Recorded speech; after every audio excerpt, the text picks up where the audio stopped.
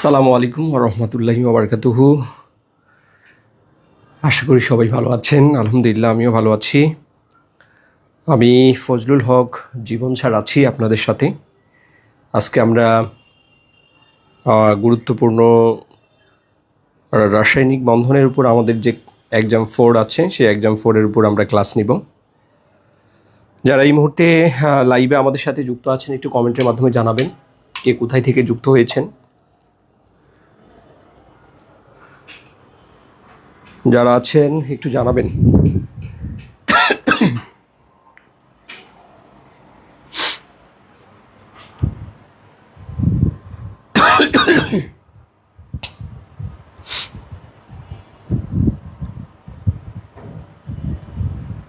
সন্ধ্যার পরে বিশেষ কারণে একটু হসপিটালে যেতে হয়েছে, এমার্জেন্সি। তো এই জন্য সন্ধ্যার পরপরই আপনাদের লাইভটি আমরা কন্টিনিউ করতে চেয়েছিলাম, কিন্তু একটু ব্যস্ততার কারণে লাইভটি কন্টিনিউ করা হয়নি। যাই হোক, যারা যারা আছেন এই মুহূর্তে আমরা একটু কমেন্ট করব কে কোথায় থেকে যুক্ত হয়েছে এবং লাইভটি প্রপারলি দেখতে পাচ্ছি কিনা, শুনতে পাচ্ছি কিনা আমরা একটু জানাবো। এবং আমাদের যে গ্রুপগুলো আছে আমাদের গ্রুপগুলোতে আমরা একটু শেয়ার করে দেই, তাহলে সবাই যুক্ত হতে পারবে দ্রুত সময়ে।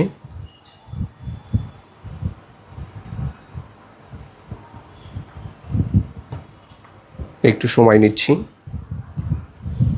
তার আগে যারা যারা যুক্ত আছেন এখানে আমরা একটু কমেন্টের মাধ্যমে জানাবো কে কোথায় থেকে আমরা যুক্ত হয়েছি। কে কোথায় থেকে যুক্ত হয়েছি আমরা একটু কমেন্টের মাধ্যমে জানাবো দ্রুত সময়ে। পেইড ব্যাচ এবং এক্সাম ব্যাচের প্রিয় ভাইয়া আপু যারা আছেন, আজকে আমরা অল্প কিছু সময় লাইভে থাকব এবং এই সময়ে আমরা আমাদের গুরুত্বপূর্ণ কেমিস্ট্রির এক্সাম 4 আমাদের রাসায়নিক বন্ধনের উপর আমরা টপিক ভিত্তিক আজকে আমরা কিছু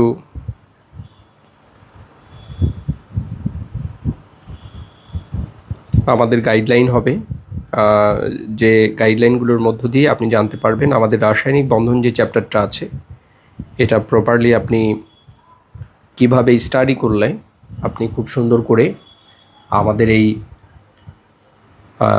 এখান থেকে যে 3-4টা প্রশ্ন হতে পারে এই প্রশ্নগুলো কিভাবে সলভ করবেন সেটা কিন্তু জানতে পারবেন।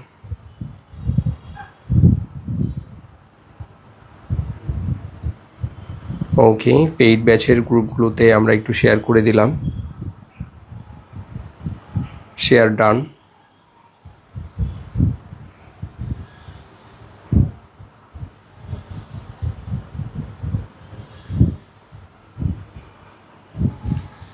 ওকে,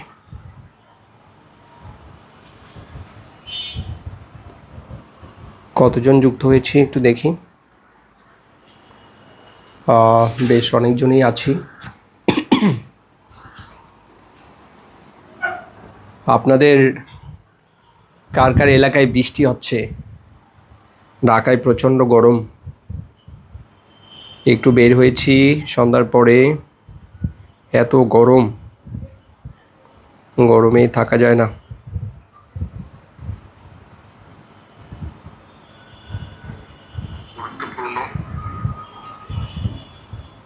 একটু বের হয়েছি সন্ধ্যার পরে। রুমানা রাজীব বলেছেন 5 বিবি থেকে। আচ্ছা, আজ এমডি আরিফুল ইসলাম স্যার বই কবে পাবো? বই আপনাদের এমসিকিউ বই আসবে, সার্কুলারের পরে আসবে। মাইশা মঈন আপু বলেছেন রাজশাহী থেকে। ওকে, তমা খাতুন আসসালামু আলাইকুম। ওয়ালাইকুম আসসালাম। রুমানা রাজীব বলেছেন আসসালামু আলাইকুম স্যার। ওয়ালাইকুম আসসালাম। সাইমা খানম, না বৃষ্টি নেই। আসলেই বৃষ্টি না থাকার কারণে অনেক জায়গায় প্রচণ্ড গরম পড়েছে।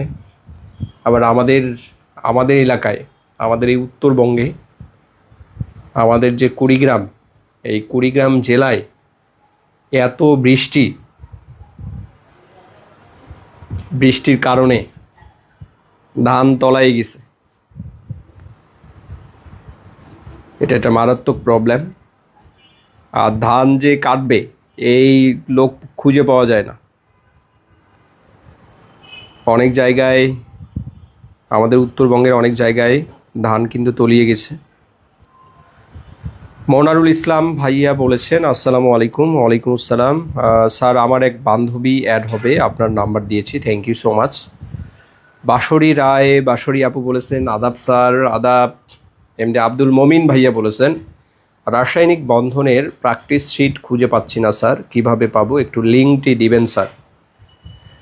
খালিদ বিন সাবিত বলেছেন স্যার পূর্বের ক্লাসগুলোর ভিডিও খুঁজে পাচ্ছি না, কেমনটা লাগে বলেন। মানে 6 মাস পরে অনেকেই যুক্ত হয়, মানে 6 মাস আগে কোর্স কিনেছে, আপনাদের ফেসবুক পোস্ট দেয়া হয়, আপনাদের গ্রুপ, আপনাদের যে গ্রুপ আছে ফেসবুকের গ্রুপ, সেই ফেসবুকের গ্রুপে স্পষ্টভাবে লিখে দেয়া আছে পোস্ট করে যে এই নিচের লিঙ্কে আপনার যত শিট প্রয়োজন, যত প্র্যাকটিস শিট প্রয়োজন, যত প্রশ্ন, রেজাল্ট সব আমাদের গুগল ড্রাইভে লিঙ্ক দেওয়া আছে। আপনি স্ক্রোল করুন, স্ক্রোল করে দেখেন, খালি স্যারকে জিজ্ঞাসা করবে স্যার লিঙ্ক খুঁজে পাচ্ছি না, লিঙ্ক খুঁজে পাচ্ছি না।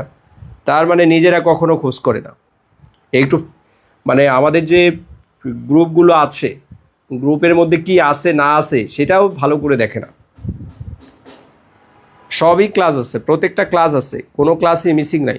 রেজওয়ানা আক্তার রাফি বলেছেন আসসালামু আলাইকুম স্যার। ওয়ালাইকুম সালাম।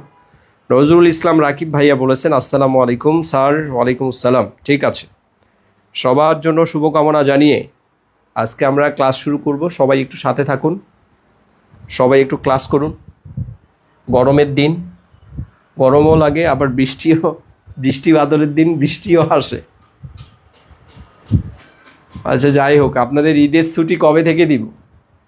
ঈদের ছুটি 25 তারিখ পর্যন্ত আপনাদের ক্লাস আছে। 25 তারিখে যদি আপনাদের ক্লাস হয়, মানে 25 তারিখে যদি আপনাদের আরেকটা পরীক্ষা হয়, তার মানে আরও 2-3টা পরীক্ষা আছে, আপনাদের পড়তে হবে, বেশি করে পড়তে হবে, কারণ এগুলো একটু ভালো করে স্টাডি করতে হবে।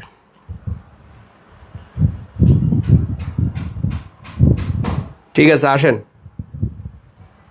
সবাই চলে আসেন, আমরা ক্লাস শুরু করি।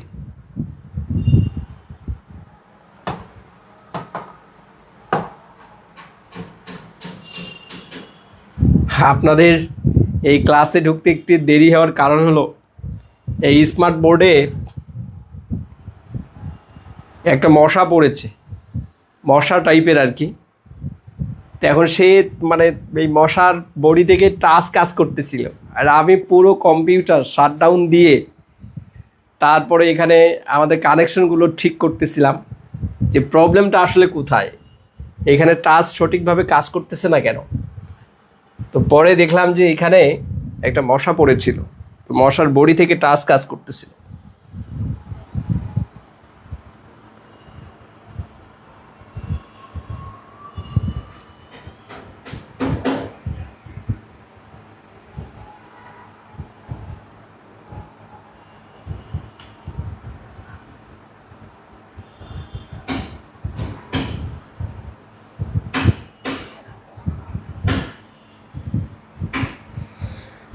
আচ্ছা, এখানে আপনারা অনেকগুলো কমেন্ট করেছেন, আজকে কমেন্টেই পড়ি, পরে ক্লাসে আসতেছি, মজার ক্লাস হবে, তার আগে কমেন্ট পড়ি। শাহরিয়ার ইবনে জয়নাল মিম বলেছেন স্যার এমসিকিউ প্র্যাকটিস করতে সমস্যা হচ্ছে, আপনি আর এক্সাম ব্যাচে আরও 200 টাকা বেশি নিয়ে প্র্যাকটিসের জন্য কিছু পিডিএফ দেন। আচ্ছা, খুব সুন্দর প্রস্তাব। তানজুল ইসলাম শাফি ভাইয়া বলেছেন আসসালামু আলাইকুম স্যার। ওয়ালাইকুম আসসালাম। কেমন আছেন আপনি? আলহামদুলিল্লাহ ভালো আছি। একটা রিকোয়েস্ট ছিল স্যার, আপনার এক্সামগুলায় কোশ্চেন 50 এবং টাইম 30 মিনিট দিলে ভালো হইতো স্যার। খুবই সুন্দর আবদার। 50টা প্রশ্ন দিব, 30 মিনিট দিব, খুবই সুন্দর আবদার।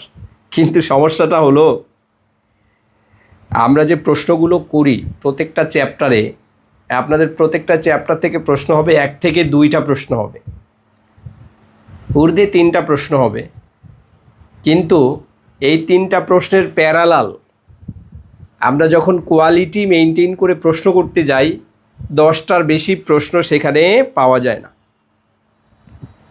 তো এই জন্য যারা বলেন ভাইয়া এক্সামের কোশ্চেনের পরিমাণ বাড়িয়ে দেন, বাড়িয়ে দেয়া বিষয় না। আপনারা যারা আসছেন, এখানে যারা আসছেন, মূল কাজটা হবে কি, আপনাদের ক্লাসের পড়াগুলো যাতে আপনার প্রপারলি হয়, এই ক্লাসের পড়াগুলো শেষ করা, এটা হলো মূল কাজ। প্রথম কাজ এইটা। এই পরীক্ষায় আপনাকে সবগুলো পারতে হবে বিষয়টা এমন না, বা এখানে আপনার আপনার মানে ভুল হচ্ছে, আপনি এখানে ডিপ্রেসড হচ্ছেন, এরকম ভাবলে হবে না। এইটা একটা আপনার সেশন চলতেছে, এই সেশনে আপনি পড়াটাকে কিভাবে কাভার করবেন।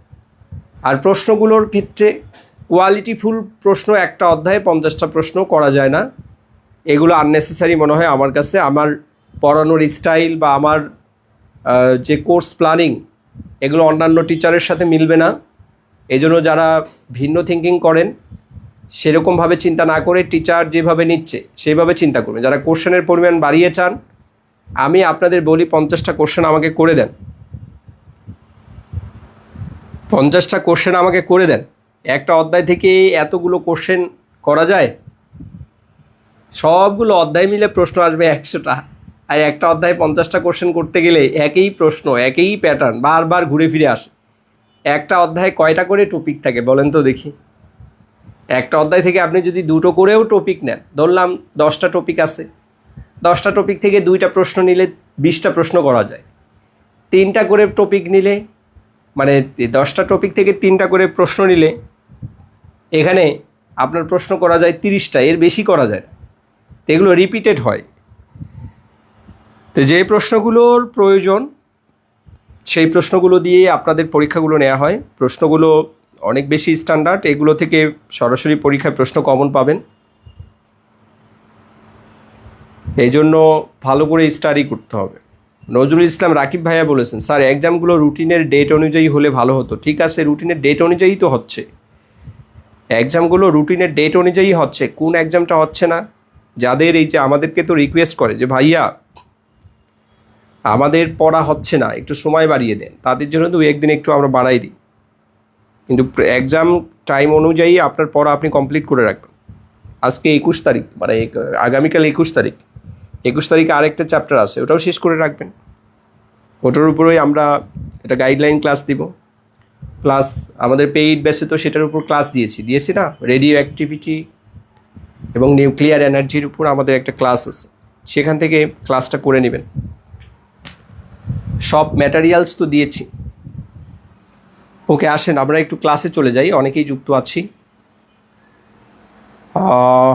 যারা যারা আছি আমরা, ঠিক আছে, আমরা একটু ক্লাসে আসি। ক্লাসটা লেংদি করব না, স্বল্প সময়ে আমরা ক্লাসটা শেষ করে দিব, ঠিক আছে? আমাদের আজকে যে ক্লাস, এক্সাম 4 19 তারিখের যে পরীক্ষাটা, এটা আগামীকাল হবে আপনাদের। যারা স্কুল এবং কলেজে, অর্থাৎ সহকারী শিক্ষক, প্রভাষক, প্রদর্শক, সব পরীক্ষার জন্য আমাদের এই চ্যাপ্টারটা কমন চ্যাপ্টার, এটাকে স্টাডি করতে হবে, খুব গুরুত্ব সহকারে এটাকে স্টাডি করতে হবে। আমাদের চ্যাপ্টার হলো কেমিক্যাল বন্ডস, ঠিক আছে? কেমিক্যাল বন্ডস,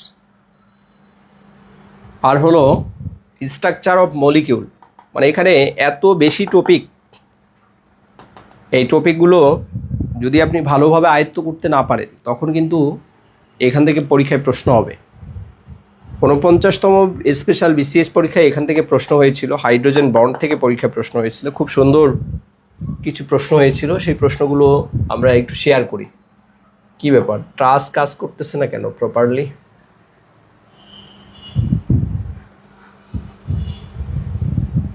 এই যে মশা আবার চলে আসছে, এই মশা চলে আসছে, আর এইখানে আমার স্ক্রিনে কাজ করতেছে না সঠিকভাবে।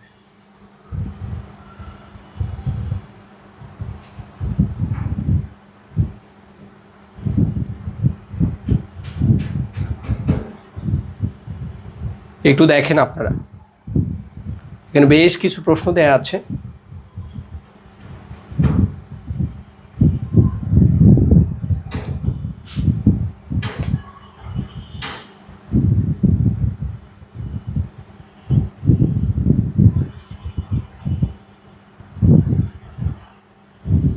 এই যে দেখেন আপনাদের ৪৯তম স্পেশাল বিসিএস পরীক্ষা, যেটা এমসিকিউ পদ্ধতিতে হয়েছিল, আপনাদের এখান থেকে পরীক্ষায় প্রশ্ন হয়েছিল। আচ্ছা, আপনাদের 49 বিসিএস পরীক্ষার জন্য আমরা ফেসবুকে দেখতেছি যে আপনাদের বিশেষ হয়তো বিসিএস এর সার্কুলার হতে পারে, এটা আমরা দেখতেছি ফেসবুকে। জানি না কতটুকু এটা সত্য বা মিথ্যা। আপনারা একটু ভালো করে পড়াশোনা করুন, সাবজেক্টিভ পড়াশোনাটা করে রাখুন। বিএনপি সরকার শিক্ষার দিকে মনোযোগ দিতে চাচ্ছে, সেক্ষেত্রে শিক্ষকের এখানে নতুন করে শিক্ষক নিয়োগ দেওয়ার যে ব্যাপারটা, এটা যদি নতুন গভর্নমেন্ট যদি আমাদের যে পরবর্তী যে অর্থ বছরে যদি সেখান থেকে কোনো বাজেট পাস করে, প্ল্যানিং করে, শিক্ষা খাতে যেহেতু নতুন একটা পরিবর্তন নিয়ে আসতে যাচ্ছে, সুতরাং আপনারা একটু চিন্তা ভাবনা করেন যে আপনাদের সাবজেক্টিভ যে প্রস্তুতি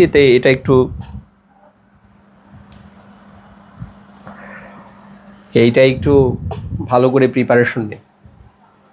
মশা বারবারই চলে আসতেছে, বুঝতেছি না।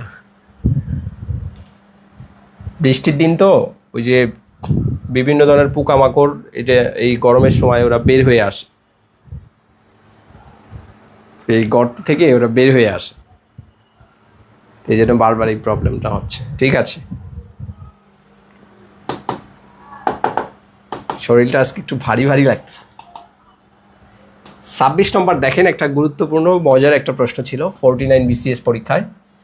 নিচের কোনটির আয়নিক ধর্ম সবচেয়ে বেশি? আচ্ছা, আয়নিক ধর্ম সবচেয়ে বেশি, এখানে বিভিন্ন ধরনের যৌগ দেয়া আছে। আমরা এটা ফাজানের পোলার আয়নের যে নিয়ম, অর্থাৎ ফাজান্স রুল থেকে আমরা পোলার আয়নের যে রুলস, এই ফাজান্স রুল থেকে আমরা কিন্তু এখান থেকে খুব সুন্দর একটা এক্সপ্লেনেশন দিতে পারি। অর্থাৎ ফাজান্স রুল থেকে পরীক্ষায় প্রশ্নটা এসেছিল। এবং এখানে হাইব্রিডাইজেশন আছে, আমরা হাইব্রিডাইজেশন শিখব, ক্লাসে আমরা এগুলো শিখেছি। এই হাইব্রিডাইজেশন থেকে আমাদের বই থেকে সরাসরি প্রশ্ন কমন ছিল। হীরকের কাঠামোতে কার্বনের কোন ধরনের হাইব্রিডাইজেশন রয়েছে? হীরক দেখবেন যে আমাদের বই আসছে, বইয়ের পেজ নাও, একদম স্পষ্টভাবে এই প্রশ্নগুলো সরাসরি আমাদের বইতে ছিল, এখান থেকে কমন ছিল। হীরকের কাঠামোতে কার্বনের কোন ধরনের হাইব্রিডাইজেশন ছিল? খুব মজার একটা প্রশ্ন। তাহলে এখন পর্যন্ত দেখলাম এখান থেকে 2টা প্রশ্ন ছিল। এবং এখানে দেখেন হাইড্রোজেন বন্ডিংয়ের থেকে আরেকটা প্রশ্ন হয়েছিল, হাইড্রোজেন বন্ডিং কোনটি হাইড্রোজেন বন্ধনের ক্ষেত্রে সত্যি নয়, তার মানে মিথ্যা। আগে আমাদের সত্যিটা বের করতে হবে, পরে হলো সত্যি যেগুলো আছে সেই সত্যি তথ্যগুলো বা সত্য তথ্যগুলো জানলে বাকি মিথ্যা তথ্যগুলো এমনি এখান থেকে কাট আউট করা যাবে। তো এই জন্য আমাদের জন্য যেটা প্রয়োজন, আমাদের হাইড্রোজেন বন্ডিং সম্পর্কে বিস্তারিত জানা। এই হাইড্রোজেন বন্ডিং থেকে প্রায়শই পরীক্ষায় প্রশ্ন আসে, বিশেষ করে এডমিশনের যে পরীক্ষাগুলো, এখানে অনেক প্রশ্ন আসছে। আমরা এডমিশনের প্রশ্নগুলো বাছাই করে এইখানে আপনি প্যারালালি কোন কোন ইনফরমেশন হাইড্রোজেন বন্ডিংয়ের জন্য পড়বেন সেগুলো আমরা ক্লাসেও শিখিয়েছি। এবং আমাদের আপকামিং এমসিকিউ বই আসতেছে, প্রশ্নগুলো আমরা সংযোজন করে দিব। আর আমাদের তো কেমিস্ট্রি লেকচারার সলিউশন বই আছে, এই বইতে আমরা হাইড্রোজেন বন্ডিং নিয়ে বিস্তারিত আলোচনা করেছি, আপনি বিস্তারিত আলোচনাটুকু পড়বেন। বিগত বছরের বিসিএসের প্রশ্নগুলো এখান থেকে আসছে, এখান থেকে নিবন্ধনের যে প্রশ্নগুলো সেগুলো আপনি একটু দেখবেন, তাহলেই হবে। ওকে, এইখানে হাইড্রোজেন বন্ডিং থেকে পরীক্ষায় প্রশ্ন আসছে। দেখেন অণুর যে গঠন, এই অণুর গঠন থেকে আরও প্রশ্ন আসছে। ফসফরাস পেন্টাক্লোরাইড, এখান থেকে পরীক্ষায় প্রশ্ন হয়েছে যে এইটার স্ট্রাকচারটা কেমন হবে। PCl5 অণুর গঠনটা কি? ত্রিমাত্রিক পিরামিডীয়। এগুলো আমাদের বইতে ছিল, 288 নম্বর পেজে গেলে আপনি এখান থেকে তথ্যগুলো জানতে পারবেন। আচ্ছা, এইখান থেকে এই প্রশ্নগুলোই ছিল। আরও কিছু প্রশ্ন ছিল, সেটা হলো, আচ্ছা এইটা না, এটা অন্য চ্যাপ্টারের অ্যাসিড ক্ষারকের যে বিক্রিয়া, সেখান থেকে প্রশ্নগুলো চলে আসছিল। তাহলে দেখেন এখান থেকে প্রায় 5টার মতো প্রশ্ন ছিল। এই প্রশ্নগুলো খুবই গুরুত্বপূর্ণ এবং এইখান থেকে আপনাদেরও পরীক্ষায় প্রশ্ন হবে। দেখেন এই প্রশ্নগুলো বারবারই আসতেছে, ঠিক আছে? এই প্রশ্নগুলো বারবারই আসতেছে, এই প্রশ্নগুলো আপনাকে ভালো করে আয়ত্ত করতে হবে। তাহলে একটা চ্যাপ্টার থেকে আপনি যদি 4টা বা 5টা প্রশ্ন কমন পেতে চান, তাহলে চ্যাপ্টারের গোড়া থেকে আপনাকে খুব ভালো করে আয়ত্ত করে পড়তে হবে। আদারওয়াইজ আপনি পড়াশোনা করবেন কিন্তু পরীক্ষার হলে গিয়ে ভুল করে বসবেন, আর ভুল করলে আপনি ফুল হবেন, আর ফুল করলে আর আপনি যখন ফুল হয়ে যাবেন তখন কিন্তু আপনার স্বপ্ন পূরণ হবে না। এই জন্য এটা খুবই রিস্কি পথ। মানে দীর্ঘদিন যাবত তো সার্কুলার নাই, আর সার্কুলার যদি আসে তখন কিন্তু বেশি সময় দিবে না তারা। তাড়াহুড়া করে 49 বিসিএস পরীক্ষা, যেমন 49তম স্পেশাল বিসিএস পরীক্ষাটা, এটা 2 মাসের মধ্যে পরীক্ষাটা নিয়েছে। তো এরকম যদি হয় যে সার্কুলার আসলো কিন্তু মাত্র 2টা মাস সময় দিল, তখন কি হয়ে যাবে? তখন কিন্তু বিপদ হয়ে যাবে। তো এই জন্য বিপদে পড়ার আগেই সাবধানতা অবলম্বন করা উচিত। এই জন্য আমাদের স্টুডেন্ট হিসেবে আমাদের নিয়মিত স্টাডি করাটা, এটা কিন্তু আমাদের রুটিনে রাখা উচিত। আমরা আমাদের কোর্স প্ল্যানে চলে যাই। আমাদের গল্প, আমাদের এক্সাম 4 19 মে, এটার যে গল্প, আমরা কেমিক্যাল বন্ডিং থেকে এবং স্ট্রাকচার অফ মলিকিউল, এখান থেকে যে তথ্যগুলো আমাদের জানা প্রয়োজন, আমরা সমস্ত তথ্যগুলো আপনাদের কাছে এখন তুলে ধরতেছি। এই জন্য এখন আমরা যারা আছি, লাইভে আছি, আমরা খুব মনোযোগ সহকারে এই তথ্যগুলো একটু বোঝার চেষ্টা করব। আমরা একটু আগেই আমাদের 49 বিসিএস পরীক্ষার কোশ্চেন অ্যানালাইসিস করে দেখেছি, 4টা প্রশ্ন সরাসরি এখান থেকে কমন ছিল। তাহলে আমরা আমাদের চ্যাপ্টারে চলে যাই। রাসায়নিক বন্ধন। যাদের কাছে বই আছে আপনারা বইটা বের করুন, এবং বইয়ের 243 নাম্বার পেজ যাদের কাছে আমাদের এই কেমিস্ট্রি লেকচারের সলিউশন বইটা আছে, যাদের কাছে কেমিস্ট্রি লেকচারের সলিউশন বইটা আছে, আপনারা বইটা বের করুন। 243 নম্বর পেজে এখানে যাবেন। আমরা আমাদের এই বই থেকে পৃষ্ঠা নম্বর ধরে ধরে যা পড়তে হবে সব কিছুই কিন্তু আমরা বলে দিচ্ছি। একটু অপেক্ষা করুন, ইনশাল্লাহ এখান থেকে মজার মজার তথ্যগুলো আমরা ফাইন্ড আউট করব।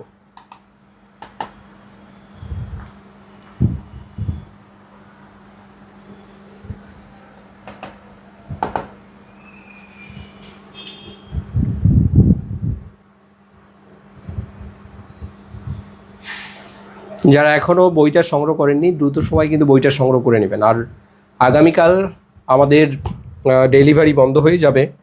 আগামীকাল হলো আমাদের লাস্ট ডেলিভারি। এজন্য বইটা দ্রুত সময়ে আপনারা যারা যারা অর্ডার করতে চান বইটা অর্ডার করবেন, না হলে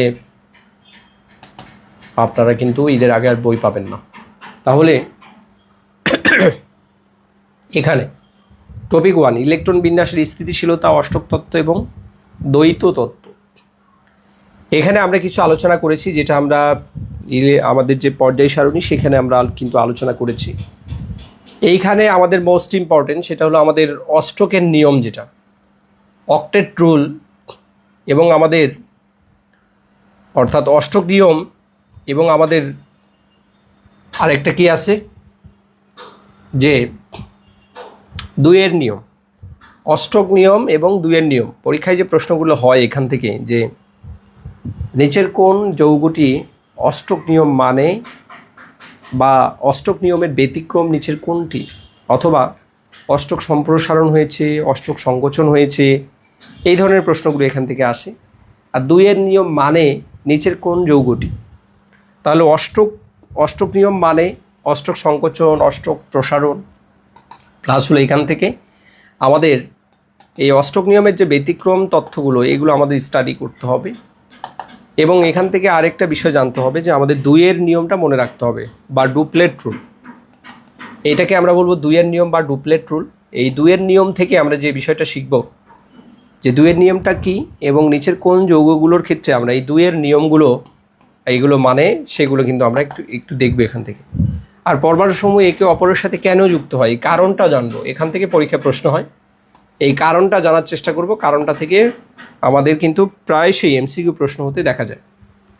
আমাদের দেখেন এই যে কেন পরমাণুগুলো অণু গঠন করে, বা পরমাণুসমূহ কেন পরস্পরের সাথে যুক্ত হয়ে অণু গঠন করে, এইটার যে কারণটা, এটা 38তম বিসিএস পরীক্ষা এবং 31তম বিসিএস পরীক্ষা 2011 সাল এবং 2018 সাল, অর্থাৎ রিসেন্ট টাইমে প্রশ্নগুলো আমরা দেখতে পেয়েছি। এই জন্য আপনাদের উচিত হবে এই তথ্যগুলো জানা। এই তথ্যগুলো জানলে এখান থেকে দেখবেন যে এমসিকিউ প্রশ্ন হয়েছে, সেই প্রশ্নগুলো কিন্তু এখান থেকে আপনি খুব সহজেই উত্তর করতে পারবেন। আমরা টপিক 2-তে চলে যাব। এখন রাসায়নিক বন্ধনের যে মূল গল্প, এই রাসায়নিক বন্ধনের মূল গল্পে আমরা কিন্তু একটা সিকোয়েন্স মেনটেন করে প্রত্যেকটা টপিক কিন্তু আমরা সুবিন্যস্ত করে আপনার যেটা জানা প্রয়োজন সেই জানাটা আগে দিয়েছি, যেটা পরে আলোচনা করা প্রয়োজন সেটা কিন্তু আমরা আমাদের বইতে পরে দিয়েছি।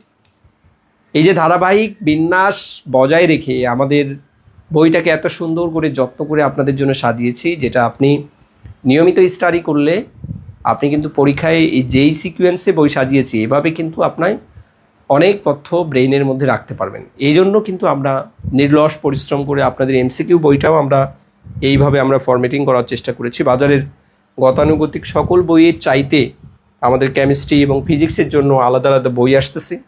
এই বইগুলো ইনশাল্লাহ আপনাদের জন্য অনেক বেশি হেল্পফুল হবে। আমাদের রাসায়নিক বন্ধনের যে গল্প আছে, রাসায়নিক বন্ধনের ডেফিনিশনটা শিখব। আর রাসায়নিক বন্ধন গঠনের যে কারণ আমরা একটু আগেই দেখেছি যে অণু গঠনের কারণ, দ্যাট মিনস আমরা এই বন্ডিংয়ের মূল রিজনটা কি এইটা কিন্তু আমাদের জানতে হবে। এটার সুনির্দিষ্ট এখানে হাজারি স্যারের বই থেকে আমরা দুটো এখানে কারণ উল্লেখ করেছি, এগুলো ভালো করে দেখবেন। আর এখানে প্রায়শই প্রশ্ন আসে, আরেকটা কমন সহজ প্রশ্ন, রাসায়নিক বন্ধনের প্রকারভেদ থেকে পরীক্ষায় প্রশ্ন আসে। রাসায়নিক বন্ধন যে নিচের কোনটি রাসায়নিক বন্ধনের অন্তর্ভুক্ত, নিচের কোনটি রাসায়নিক বন্ধনের অন্তর্ভুক্ত নয়, তাহলে বন্ধন প্রধানত কত প্রকার এবং সবচেয়ে মোস্ট এখানে যে কোন বন্ধনের যে এখানে কি আছে স্ট্রেংথ সবচেয়ে বেশি বা কোন বন্ধনটি সবচেয়ে শক্তিশালী বন্ধন হিসেবে কাজ করে, এই প্রশ্নগুলো কিন্তু প্রায়শই আসে। এই জন্য আপনাদের এই প্রশ্নগুলো ভালো করে স্টাডি করা উচিত। এখানে আপনারা অনেকেই যুক্ত আছেন কিন্তু আপনারা রেসপন্স করতেছেন না। আচ্ছা, আপনারা একটু রেসপন্স করবেন আর সবাই আমরা একটু লাইভটি শেয়ার করে দেওয়ার চেষ্টা করি। দ্রুত সময় আমরা একটু লাইভটি শেয়ার করব। আর যেহেতু ক্লাসের মধ্যে আমরা প্রবেশ করেছি, এই ক্লাসগুলো অনেক মজার ক্লাস, এই জন্য ক্লাসগুলো খুব মনোযোগ সহকারে দেখা উচিত। আরেকটা বিষয় হলো, যারা আছেন একটু করে পরিশ্রম করেন, ইনশাল্লাহ দেখবেন এই সরকারের আমলে অর্থাৎ রিসেন্ট টাইমে শিক্ষক নিয়োগ, যেমন আপনার হাই স্কুলগুলোতে অনেকগুলো পোস্ট ফাঁকা আছে, সরকারি হাই স্কুল, সেখানেও কিন্তু সার্কুলার দেওয়ার পরিকল্পনা করতেছে। তারপর আপনাদের তো 19তম নিবন্ধন আছেই, বা একটু আগেই যেটা আলোচনা করলাম যে নতুন করে শিক্ষক নিয়োগ দেওয়ার যে প্ল্যানিং, গভর্নমেন্ট কিন্তু এটা বজায় রেখেছে। সুতরাং আপনাদের উচিত হবে নিয়মিত স্টাডি করা।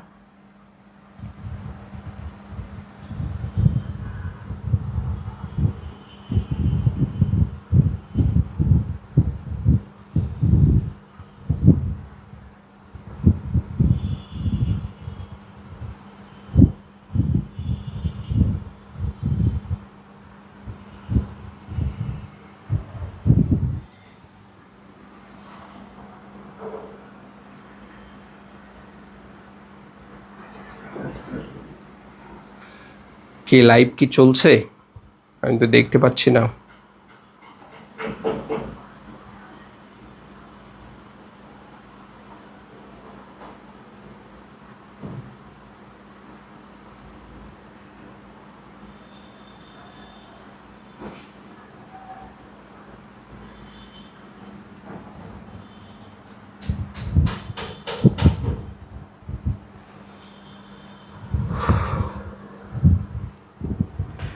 এমডি নাজমুস সাদাত বলেছেন 261 পৃষ্ঠার 13 নং প্রশ্নটা যদি একটু দেখতেন। আচ্ছা, 261 নম্বর পৃষ্ঠায় আমরা আসি ধারাবাহিকভাবে, তখন দেখব। আসিফা বিনতে রবি বলেছেন, স্যার নিয়োগ ছাড়তে পারে কোন মাসে? আচ্ছা, ঈদের পরে আমাদের এনটিআরসি এর আমাদের যে চেয়ারম্যান ছিলেন, যিনি উদ্যোগ নিয়েছিলেন যে এপ্রিলের 20 তারিখের মধ্যেই তিনি সার্কুলার প্রকাশ করবেন। তো এই ঘটনার পরপরই তাকে সরিয়ে দেয়া হয় এবং নতুন যে চেয়ারম্যানকে নিয়োগ দেয়া হয় তিনি এখনও জয়েন করেন নাই। তার পরিবর্তে ভারপ্রাপ্ত এক চেয়ারম্যানকে এখানে রুটিন দায়িত্ব পালন করতে হচ্ছে। এখন যাকে নতুন করে নিয়োগ দেয়া হয়েছে চেয়ারম্যান হিসেবে, তিনি কিন্তু আর যোগদান করবেন না। এখন তার পরিবর্তে নতুন পূর্ণাঙ্গ একজন চেয়ারম্যান যখন এই দায়িত্বটা গ্রহণ করবেন তখন কিন্তু আমরা এই 19তম নিবন্ধনের সার্কুলারটা পাবো। তো এই জন্যই আমাদের একটু অপেক্ষা করতে হবে। আই হোপ ঈদের পরপরেই নতুন চেয়ারম্যান নিয়োগ হবে এবং নতুন চেয়ারম্যান আমাদের 19তম নিবন্ধনের যে সার্কুলার প্রকাশের যে প্ল্যানিং সেটা কিন্তু তিনি করবেন আশা করি। ওকে, ঠিক আছে। আমাদের আয়নিক বন্ধন, দেখেন আয়নিক বন্ধনটা হলো সবচেয়ে শক্তিশালী বন্ধন। তো এখান থেকে অনেকগুলো প্রশ্ন কিন্তু আমরা আমাদের এমসিকিউ বইতে যুক্ত করেছি। তো এখান থেকে আপনারা আয়নিক বন্ধনের ডেফিনিশনটা শিখবেন, আয়নিক বন্ধন কাকে বলে এবং কোন কোন যৌগসমূহের মধ্যে আয়নিক বন্ধন আছে, এগুলো আমরা ফাজান্স রুল থেকে খুব সুন্দর করে শিখব। আয়নিক বন্ধন গঠনের কারণটা কি, আয়নিক বন্ধন সম্পর্কে এখানে ইন ডিটেইলস অনেক কিছু লেখা আছে, এগুলো ভালো করে শিখবেন। এবং আয়নিক যৌগের কিছু বৈশিষ্ট্য আছে, এইটা 100% দিলাম, 100%। আয়নিক যৌগের বৈশিষ্ট্য কোনগুলো এটা ভালো করে পড়বেন, এখান থেকে পরীক্ষা প্রশ্ন আসে। তাহলে আয়নিক যৌগের বৈশিষ্ট্য 100%টা ভালো করে পড়বেন। মাইশা মঈন বলেছেন, স্যার খুব ডিপ্রেশন লাগতো কিন্তু আজকে এক্সামে 30 পেয়ে একটু কনফিডেন্স বাড়ছে। Thank you so much. Confidence বাড়বে ইনশাল্লাহ নিয়মিত স্টাডি করলে এবং আমাদের যে বইটা আছে বইয়ের পাশাপাশি আমাদের গাইডলাইন ক্লাস ফলো করে আমাদের যে পেইড ব্যাচের যে ক্লাসগুলো নিচ্ছি আমরা, আমাদের নিয়মিত ক্লাসগুলো একটু দেখবেন। নিয়মিত ক্লাস দেখলে কি হবে, আপনার কনসেপ্টগুলো একদম পূর্ণাঙ্গভাবে ক্লিয়ার হয়ে যাবে। এবং আমাদের অনেকেই বলে যে ভাইয়া আমরা এডমিশনের বইগুলো কি একদম তুলোধুনো করে পড়ে ফেলবো, বা এই যে এডমিশনের যে গাইডগুলো আছে, দেখেন এডমিশনের গাইডগুলো এডমিশনের স্টাইলে লেখা এবং আপনারা কিন্তু একটা চাকরির প্রিপারেশন নিচ্ছেন, এটা কিন্তু একাডেমিক অ্যান্ড এডমিশন কেয়ার এরকম কিন্তু না। হয়তো সিলেবাস সেম বা কিছু প্রশ্ন আমরা সেখান থেকে প্র্যাকটিস করব, কিন্তু আমাদের যে প্রশ্ন করার যে প্যাটার্ন, অর্থাৎ আমরা 49 BCS পরীক্ষার কিছু প্রশ্ন দেখেছি, এডমিশনের বিগত বছরের কিছু প্রশ্ন থেকে কমন আসছে, কিন্তু অনেক প্রশ্ন একদম বেসিক টাইপ থেকে প্রশ্নগুলো করা হয়েছে, একদম বেসিক লেভেল থেকে। তো সেই প্রশ্নগুলো আমরা বেসিক থেকে শিখবো। এই জন্য আমি ক্লাসে বেসিক পড়ানোর পাশাপাশি আপনার যে তথ্যগুলো জানা প্রয়োজন সেই তথ্যগুলোই শুধুমাত্র শেখানো হয়। আর বাকি অন্যান্য যত এখানে অ্যাডভান্স লেভেলের টপিক আছে সেই টপিকগুলো থেকে যদি প্রশ্ন হয় সেগুলো শেখানো হয়, এবং যেগুলো আননেসেসারি বা আমাদের প্রয়োজন নাই সেগুলো কিন্তু আমরা অ্যাভয়েড করি। এই জন্য আপনার নিয়মিত আমাদের ক্লাসগুলো দেখা প্রয়োজন। নিয়মিত ক্লাসগুলো দেখলে আপনার ডিপ্রেশন কমবে। তাহলে আয়নিক যৌগের এখানে বিভিন্ন ধরনের ক্যারেক্টারিস্টিক আছে, সেগুলো আমরা দেখব। আয়নিক বন্ধন তৈরির যে শর্ত এইটা ভালো করে দেখব। বিশেষ করে আমরা আমাদের যে বইটা আছে, বইতে এখানে BCS-এর প্রশ্নগুলো দেয়া আছে এবং নিবন্ধনের বিভিন্ন সালের যে প্রশ্নগুলো দেয়া আছে এই প্রশ্নগুলো দেখবেন। এই যে দেখেন এখানে আয়নিক বন্ধন তৈরির যে শর্ত বা কন্ডিশন আছে, এটা কিন্তু বেশ কয়েকবার পরীক্ষা আসছে। এই প্রশ্নগুলো একটু ভালো করে দেখার চেষ্টা করুন। এখান থেকে আর তেমন কোনো প্রশ্ন নাই, অ্যাডভান্স লেভেলের এই প্রশ্নটা, এগুলো লাগবে না। এবং প্রয়োগমূলক অনেকগুলো প্রশ্ন আছে। এই প্রয়োগমূলক প্রশ্নগুলো হলো আমাদের ক্যারেক্টারিস্টিক আছে, অর্থাৎ আয়নিক যৌগসমূহের যে বিভিন্ন ধরনের বৈশিষ্ট্য আছে বা এটার যে ব্যবহারগুলো আছে সেই জায়গা থেকে এই প্রশ্নগুলো হয়। প্রয়োগমূলক প্রশ্ন মানে আয়নিক যৌগের বৈশিষ্ট্যগুলো থেকেই আমরা প্রত্যেকটা টপিক ধরে এখানে গুরুত্বপূর্ণ অনেকগুলো বৈশিষ্ট্য নিয়ে আমরা ইন ডিটেইলস আলোচনা করেছি। আপনি একবার হলেও রিডিং পড়বেন, এখান থেকে পরীক্ষা প্রশ্ন হবে কিন্তু। তাহলে আমরা এগুলো রিডিং পড়ব, কোন কোন ক্যারেক্টারিস্টিকগুলো আমাদের জানা প্রয়োজন, এগুলো কিন্তু এখানে বিগত বছরের যে প্রশ্নগুলো আছে সেখান থেকে আমরা একটু মার্ক করে দিই। আর এখানে আচ্ছা, এইখানে কি আবার চলে আসলো নাকি এই যে পোকা, মশাই দেখি তাড়াতে হবে, যে মশা মারতে কামান, ঠিক আছে, এখন দেখি কামান নিয়ে আসতে হবে। এই মশা কোথায়, আমার স্ক্রিনে প্রবলেম করতেছে আজকে। আচ্ছা, সমযোজী বন্ধনটা আমরা এখান থেকে ডেফিনিশনটা শিখব। সমযোজী বন্ধন আমরা এর আগে যেমন আয়নিক বন্ধন গঠনের কারণটা শিখেছি, সমযোজী বন্ধনটা কেন গঠিত হয়, কিভাবে গঠিত হয়, এই প্রশ্নগুলো আমাদের এখান থেকে জানা প্রয়োজন। এবং সমযোজী বন্ধনের যে প্রকারভেদ, এখানে single bond, double bond, triple bond. সমযোজী বন্ধনটাকে আমরা এখানে সিঙ্গেল বন্ড, ডাবল বন্ড বা ট্রিপল বন্ড এইখানে এই 3টা ভাগে ভাগ করি। এইখান থেকে পরীক্ষা প্রশ্ন হয় যে সমযোজী বন্ধন কত প্রকার ও কী কী। সমযোজী বন্ধনের প্রকারভেদ থেকে কিন্তু এখান থেকে পরীক্ষা প্রশ্ন হয়, এই জন্য আমরা এই তথ্যগুলো এখান থেকে আমরা একটু ভালো করে বোঝার চেষ্টা করব। সমযোজী বন্ধনের আমরা সিমিলার ওয়েতে আমাদের আয়নিক যৌগের যে বৈশিষ্ট্যগুলো আছে বা ক্যারেক্টারিস্টিক আছে, সিমিলার ওয়েতে সমযোজী বন্ধনের যে বৈশিষ্ট্যগুলো বা ক্যারেক্টারিস্টিকগুলো আছে এটা কিন্তু ভালো করে দেখার চেষ্টা করব। কারণ সমযোজী যৌগ আয়নিক যৌগ এটা পরীক্ষা আসে যে নিচের কোনটি সমযোজী যৌগের ক্ষেত্রে সত্য বা নিচের কোনটি সমযোজী যৌগের ক্ষেত্রে সত্য নয়।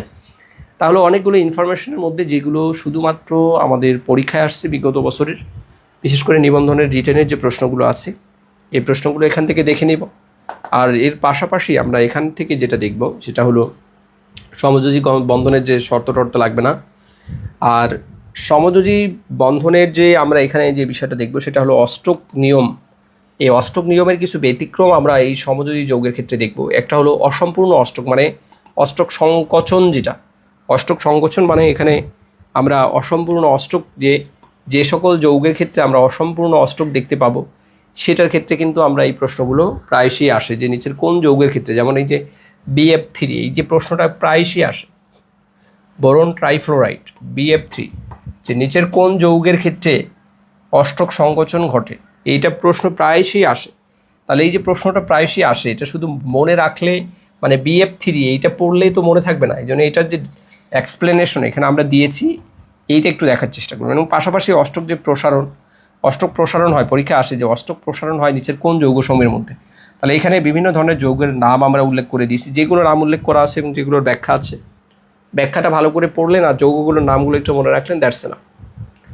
পোলার আয়ন এবং ফাজানের সূত্র, এই পোলার আয়ন দিয়ে অনেক কিছুই ব্যাখ্যা করা যায় ফাজান্স রুল দিয়ে, এটা 100% শিখবেন। এখান থেকে A to Z সবই পড়বেন, এখান থেকে বাদ দেওয়ার কোনো কারণ নাই, এটা 100% পড়বেন, এখান থেকে সবই পড়বেন। পোলার আয়ন এবং ফাজানের সূত্র সব পড়বেন, এখান থেকে কোনো কিছু বাদ দেওয়া যাবে না। বুঝতে পেরেছেন কিনা বলেন তো দেখি, বলেন এটা বুঝতে পেরেছেন কিনা? পোলার আয়ন এবং ফাজান্স রুল দেখবেন আমাদের যে পেইড ব্যাচের ক্লাসে পোলার আয়ন এবং ফাজানের রুল নিয়ে আমরা বিস্তারিত আলোচনা করেছি, সেখান থেকে দেখে নেবেন। আর এইটার থেকে সব পড়বেন, পোলার আয়ন এবং ফাজান্স রুল, ফাজানের যে সূত্র এবং এটার প্রয়োগ নিয়ে যত প্রশ্ন আছে সবই পড়বেন, এখান থেকে কোনো কিছু বাদ দিবেন না। এখান থেকে পরীক্ষায় প্রশ্ন হবে, ফাজান্স রুল থেকে পরীক্ষায় প্রশ্ন হবেই হবে, কারণ এই জায়গাটা এত বেশি গুরুত্বপূর্ণ, এখান থেকে আমাদের ভালো করে দেখতে হবে। ফাজান্স রুল এবং আয়নিক যৌগ সমযোজী যৌগের মধ্যে যে পার্থক্য আছে ক্যারেক্টারিস্টিক পড়লে এখান থেকে পার্থক্যগুলো এমনিই পেরে যাবেন, এখান থেকে আলাদা করে আর অন্য কোনো কিছু শিখতে হবে না।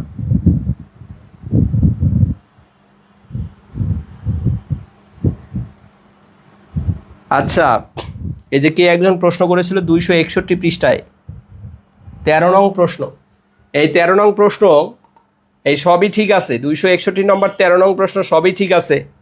এইখানে এই যে ক্যালসিয়াম ক্লোরাইড অ্যালুমিনিয়াম ক্লোরাইড যেটা আছে,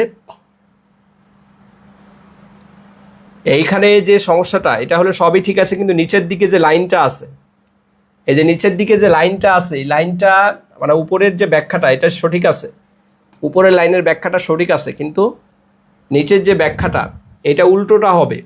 যেখানে ক্যালসিয়াম 2+ আছে সেখানে অ্যালুমিনিয়াম 3+ দিবেন, যেখানে অ্যালুমিনিয়াম 3+ আছে সেখানে ক্যালসিয়াম 2+ দিবেন, তাহলে দেখবেন যে সব ঠিক হয়ে যাবে। মানে আমরা এইগুলো তো কপি করি, এই জন্য একটা জায়গায় অন্যটা বসেছে, জাস্ট এটাই দিবেন তাহলেই হবে। এটা একটু টাইপিং মিস্টেক আছে, ক্যালসিয়াম 2+-এর জায়গায় অ্যালুমিনিয়াম 3+ দিবেন, ক্যালসিয়াম 2+-এর জায়গায় অ্যালুমিনিয়াম 3+ এবং অ্যালুমিনিয়াম 3+-এর জায়গায় ক্যালসিয়াম 2+ বসবে, তাহলেই হবে।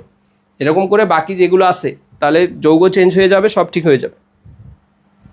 ওকে, সন্নিবেশ বন্ধন, ধাতব বন্ধন, হাইড্রোজেন বন্ধন, সন্নিবেশ, ধাতব বন্ধন এগুলো নিয়ে একটু পড়বেন।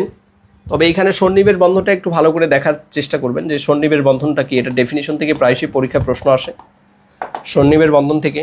আর সন্নিবেশ বন্ধনের ক্ষেত্রে যে বিশেষ করে অ্যামোনিয়াম আয়ন যেটা আছে, পরীক্ষা আসে যে অ্যামোনিয়াম আয়ন বা অ্যামোনিয়াম ক্লোরাইড, এই অ্যামোনিয়াম ক্লোরাইড অণুর মধ্যে কয় ধরনের বন্ধন আছে, অর্থাৎ একটা যৌগের মধ্যে একাধিক বন্ধন কাজ করে, সেই জায়গা থেকে আমরা সেই যৌগগুলোকে ফাইন্ড আউট করবো এবং তাদের মধ্যে কোন কোন ধরনের বন্ড কাজ করতেছে সেগুলো আমরা দেখার চেষ্টা করবো। এখানে অ্যামোনিয়াম ক্লোরাইড থেকে প্রায়শই পরীক্ষা প্রশ্ন আসে। তারপরে কপার সালফেট 5 অণু পানি, কিছু ক্যালাস টাইপের যে সকল আমাদের কম্পাউন্ডস আছে সে জায়গা থেকেও পরীক্ষায় প্রশ্ন আসে। সন্নিবেশ যৌগের ধর্ম আসবে না। ধাতব বন্ধনের ক্ষেত্রে একবার দেখে নেবেন, এখান থেকে পরীক্ষায় তেমন প্রশ্ন হয় না। ইলেকট্রন গ্যাস মতবাদ এগুলো থেকেও পরীক্ষা প্রশ্ন হয় না। ভ্যান্ডার ওয়ালস আকর্ষণ ক্যারেক্টারিস্টিকটা পড়বেন, ভ্যান্ডার ওয়ালসের ক্যারেক্টারিস্টিক থেকে দেখেন, এটা বিসিএসও একবার আসছে, এই জন্য একটু ক্যারেক্টারিস্টিকটা দেখে নিন।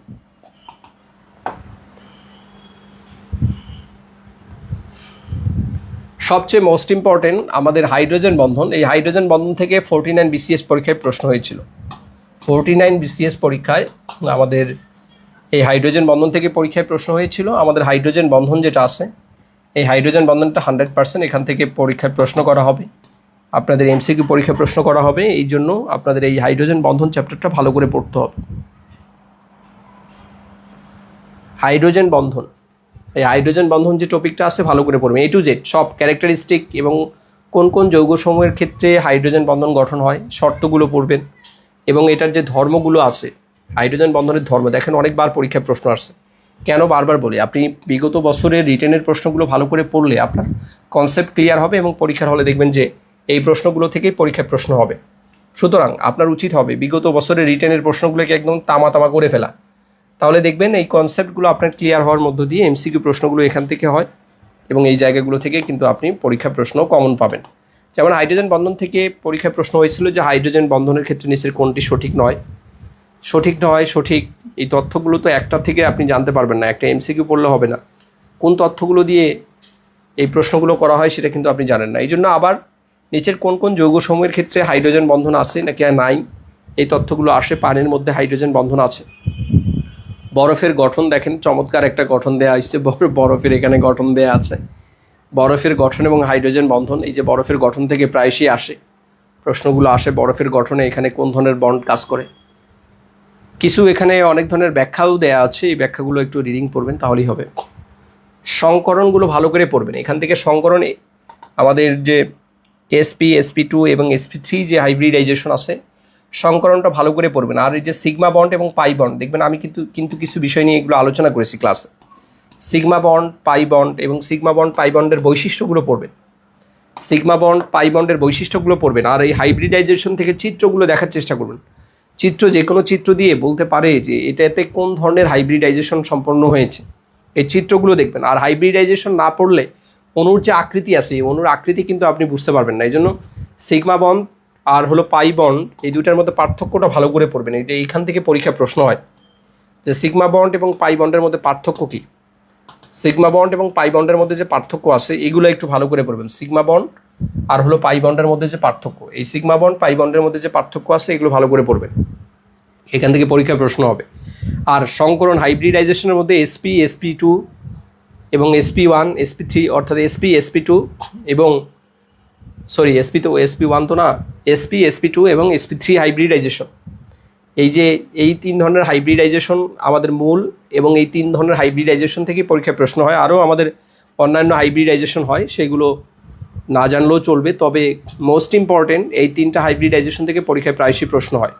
বেসিক জিনিস এখান থেকে পরীক্ষায় প্রশ্ন হয়। আমাদের sp3 আছে, এর আগে এবং sp2 চিত্র সহকারে যে আমরা এগুলো ক্লাসের মধ্যে আলোচনা করেছি সেগুলো একটু দেখবেন। কারণসহ ব্যাখ্যামূলক যে প্রশ্ন, এইখানে আমরা যা শিখেছি পুরো চ্যাপ্টারের একটা সামারি দেওয়া আছে।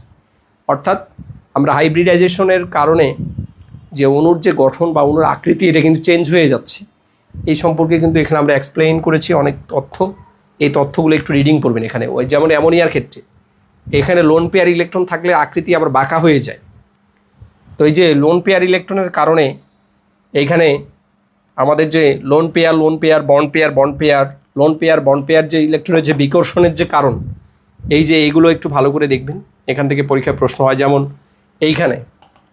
এই যে প্রশ্নগুলো যে আকৃতি ভিন্ন হওয়ার কারণটা কী, যেমন এখানে সংকরণ হাইব্রিডাইজেশন একই, অ্যামোনিয়া আর অ্যামোনিয়াম আয়নের ক্ষেত্রে হাইব্রিডাইজেশন একই, কিন্তু এদের শেপটা চেঞ্জ হওয়ার কারণটা কি, এদের শেপটা চেঞ্জ হয় কেন এদের আকৃতি চেঞ্জ হচ্ছে, এইটা কিন্তু এই যে লোন পেয়ার ইলেকট্রনের যে বিকর্ষণ এবং লোন পেয়ার বন্ড পেয়ার ইলেকট্রনের যে বিকর্ষণ এগুলোর কারণে কিন্তু চেঞ্জ হয়। আর এখানে বিভিন্ন ধরনের বিস্তারিত ব্যাখ্যা দেওয়া আছে, যেটা এই যে এইখানে গ্রাফাইটের ক্ষেত্রে দেখেন, এই যে ডায়মন্ড যেটা আছে, ডায়মন্ড হীরকের ক্ষেত্রে কোন ধরনের সংকরণ ঘটে,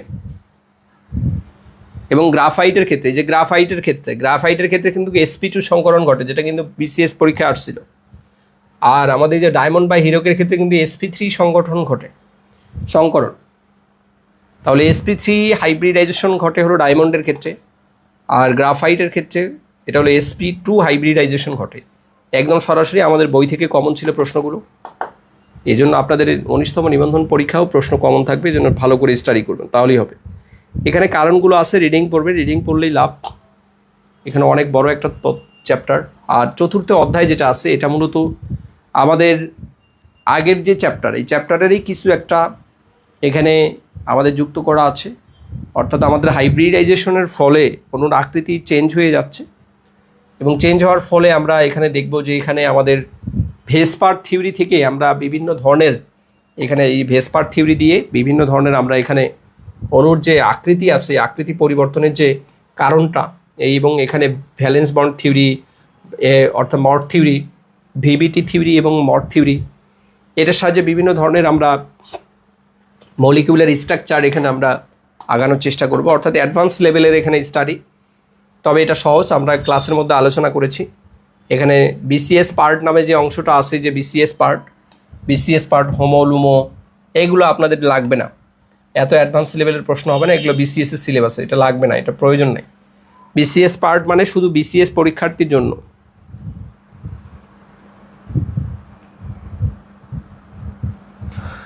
শিল্পী আক্তার আপু বলেছেন অবজেক্টিভের জন্য শুধু বন্ধন কোণের মানগুলো মুখস্থ করবো স্যার। ইয়েস, বন্ধন কোণের মানগুলো মুখস্থ করতে হবে।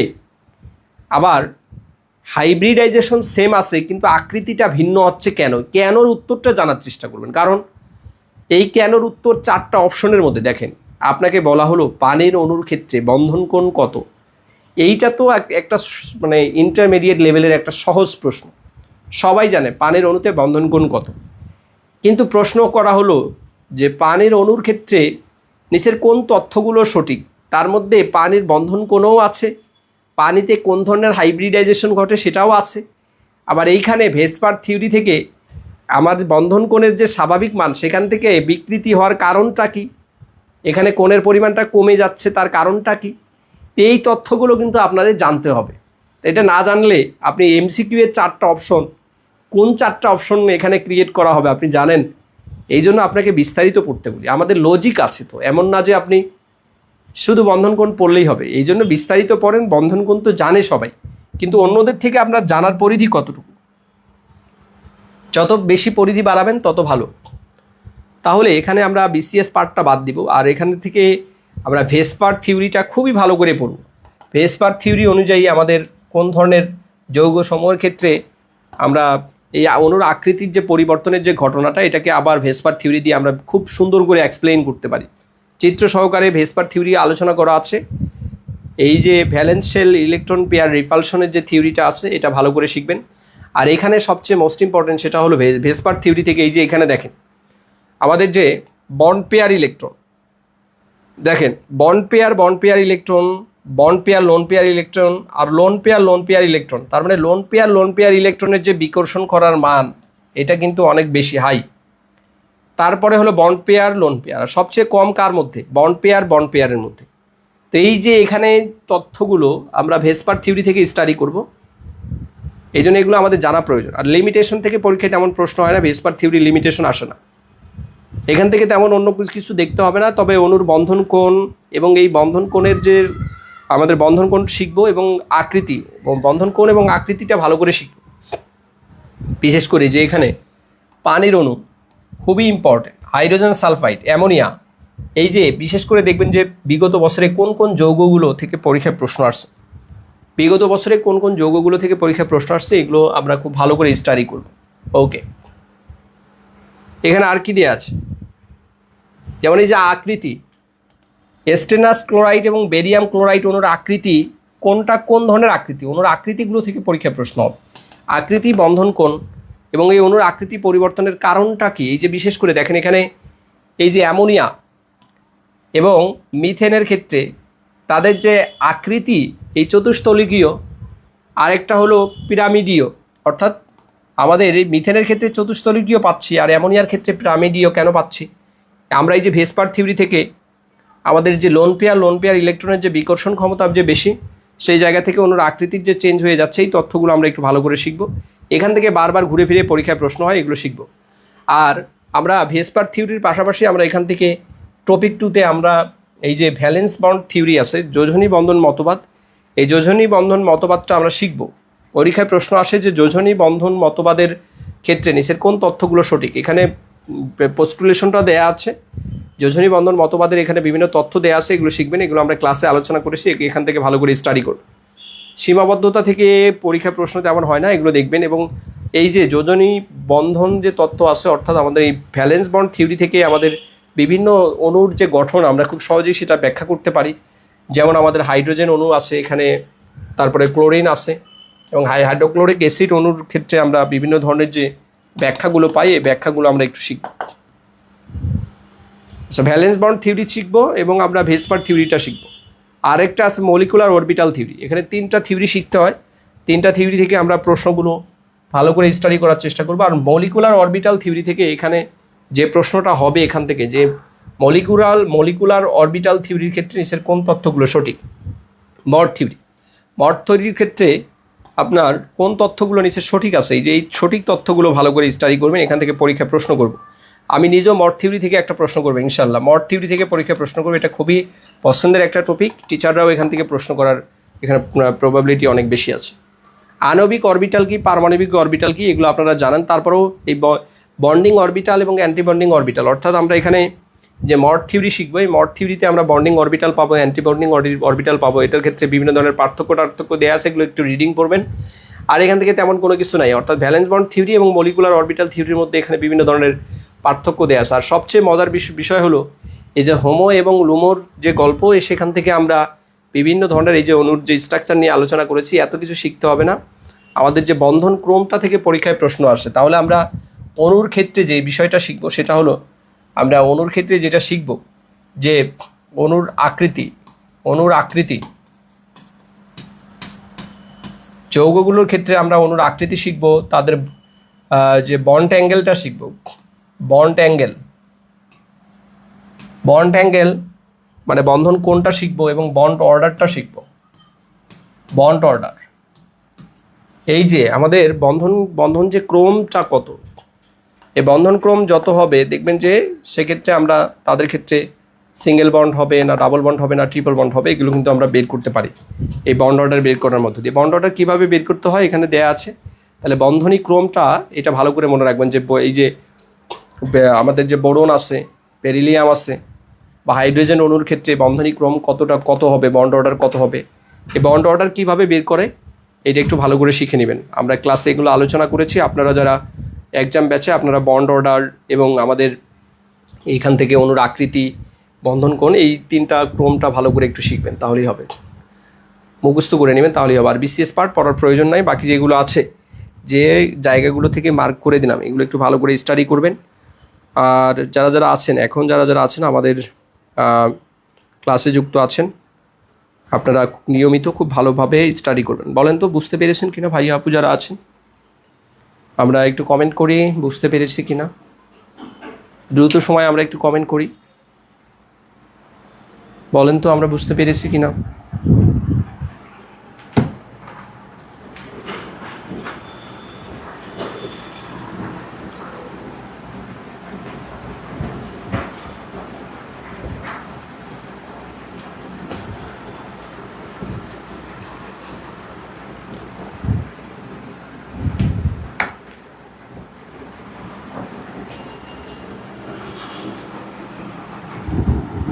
ক্লাসটা বুঝতে পেরেছেন কিনা সবাই আমরা একটু কমেন্ট করি।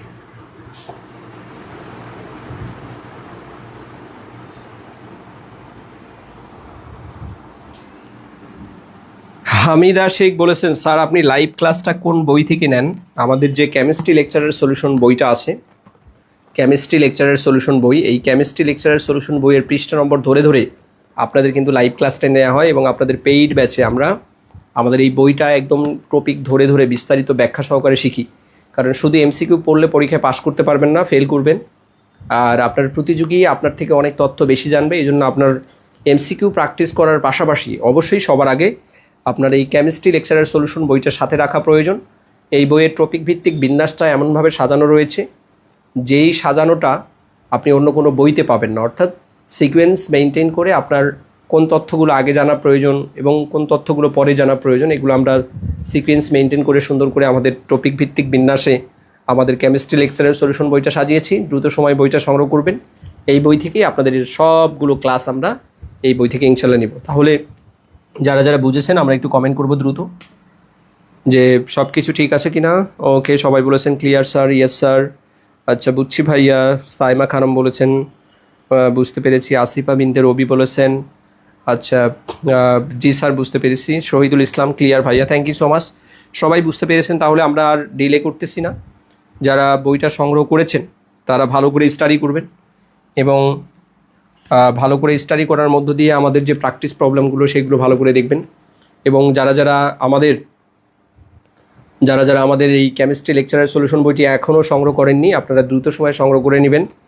আর ঈদের আগে যারা যারা আমাদের এই কেমিস্ট্রি লেকচারের সলিউশন বইটি সংগ্রহ করতে যাচ্ছেন আপনারা আগামীকাল